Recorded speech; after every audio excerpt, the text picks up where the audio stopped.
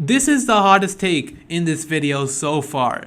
I disagree with this so much. Hey guys, today we're going to be reacting to your hot takes. Let's see who has the spiciest, who has the coolest, and who has the craziest of the hot takes. 114 comments. Why did I do this? Yiheng Wang is just mini Asian Timon reborn and should therefore give Timon his world records. I don't think that's true. I think if Timon was reborn, wouldn't Timon have died to be reborn? CFOP is just evolving into a combination of ZZ and ZB. ZB is the future competitive top level cubing. Alright, this is a good take. I hesitate to call it a hot take though. Because the thing is, a lot of people believe this. Timon believes it. Yiheng believes it. Competition scrambles are better at home scrambles, but timers are worse. Okay, that's just a fact, bro. That's not even a hot take. That's just a cold fact. There should be a separate non-Chinese podium for Worlds 2025 so we can see winners with a 2-digit age. Okay, this is a bit of a hot take. I don't know if I agree with this one because that just feels a little iffy, you know? Like, we could have sure an unofficial non-Chinese podium, but like to have an official Chinese podium, that's just a bit weird. Hoya has the potential to be on par with Yao on big cubes, but almost no one gives it a chance, obviously because it's a bad method. And so the method hasn't been developed enough yet. If more people tried using it and figuring out tricks for cross edges, then it could be viable at the top level. I don't think that's true. I think Hoya is just Yao, but less efficient. Yao works because with edges, you either have amazing look ahead or amazing efficiency. But Hoya is just that concept, but done a bit worse. Face turning octahedron and icosahedron should be added to the WCA to complete the platonic solves. Okay, this isn't even a hot take, or at least it's only half a hot take with face turning icosahedron. Face turning octahedron being in the WCA is like the opinion at the moment, alright? This is not a hot take. SMH, do better. CFOP is converging to Petrus or ZZ depending on the solver, especially with top level usage of CP level. Okay, you lost me at Petrus here. Petrus is like, I mean, it's you should use code not me at SpeedCube Shop. Absolutely, do that. You can get 5% off and support my channel. Cubing in the cubing community is perfectly sized and should be much bigger. Cubing being in the Olympics would just lead to more drama and even less say in the running of the sport by the passionate cubers themselves. We should let cubing grow or maybe shrink organically. This is an interesting take because I can see what's being said here, because in a lot of Olympic sports there is a lot of toxicity, but in terms of the unofficial sports scene, these Olympic sports are thriving. For the vast majority of cubers, I feel like making cubing an official sport would be much better. OH is a better event than 3x3. No.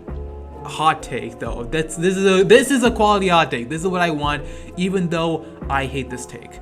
SpeedCube NZ says clock WR single won't get beat until 2025. This is a hot take because it is wrong. There are so many good clockers in the world nowadays. Like, you have Volodymyr Kapusyanski, Eric Kasperisk, Carter Thomas, Brendan Dunnigan, fifth name. So I think that the WR single will be beat in this year.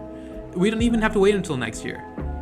But then again, that is sort of what we said about the first sub 4 for square 1. Top 2x2 solvers don't pay enough attention to actually good disciplines like 9x9 Gigamings or 7x7 Ghost Cube, and therefore should be banned for the WCA for practicing the wrong event. I don't know whether to agree with this or not. One-handed is not held at enough competitions. I agree with that. This is something that we need to talk about. One-handed is sort of like, it's almost seen as the quasi event, and maybe I'm just projecting here because that's kind of how I saw it for a long time. But it's its own event and it needs recognition. I feel like it should be held to the same sort of level as 2x2 or 4x4 in terms of organizer pick.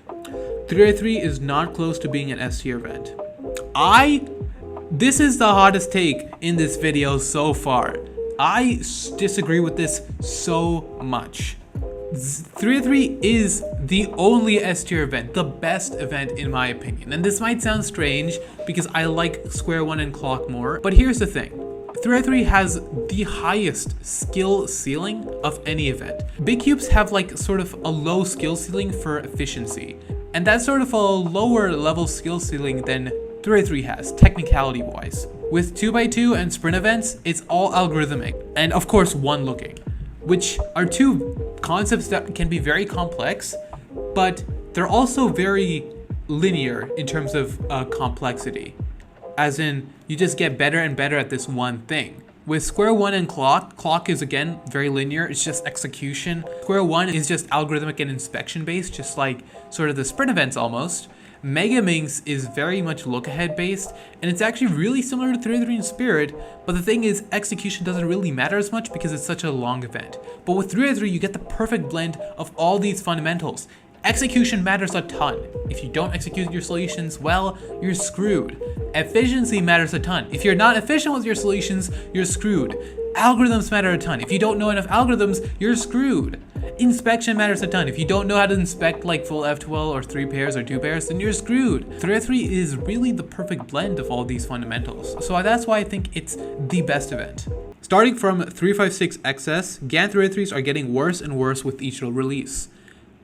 Okay, you can't be serious with this one. No, seriously? I actually think so? He's actually serious with this. Oh no. Oh no. Timofey is better than Yiheng, more all-rounder, and is good at most events. Well, I'll give you this. Timofey is definitely an all-rounder, and that's really good. In the past, I would have said all-rounding is more impressive than dominating a single event. I would have said something like, oh yeah, Tommy Jerry is much more impressive than Zayn Kanani or something like that. I would have said something like that. But nowadays, I'm not so sure. Because here's the thing. Yiheng is dominating 2 events, but the 2 events that he's dominating are 303 and 2x2. And now 2x2, you might say that he's not entirely dominating, but I'm pretty sure he has non-sliding world record as well at 0.9 at his most recent competition, which is kind of crazy. I assume he wasn't sliding at least. And 303 is the most competitive event. It's the most competitive of any event. So I think that his dominance in that event speaks volumes about how proficient he is.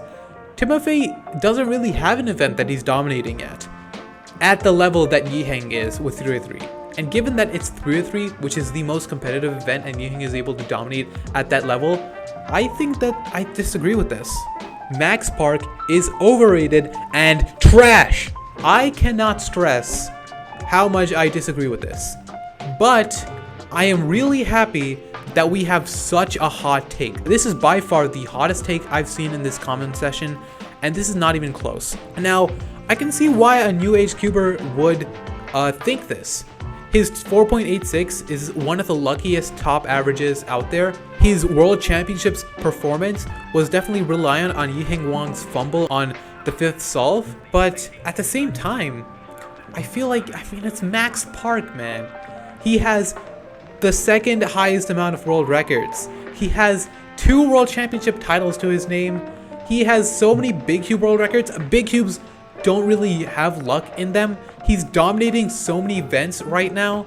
As people say, luck is just skill plus opportunity. He had the consistency, he had the nerve control to perform in that moment, and nature just blessed him with the opportunity to win. Anyway guys, thank you so much for watching. I'm really happy that we just hit 2K subscribers. Let's go. That makes me so happy to look at. Bye.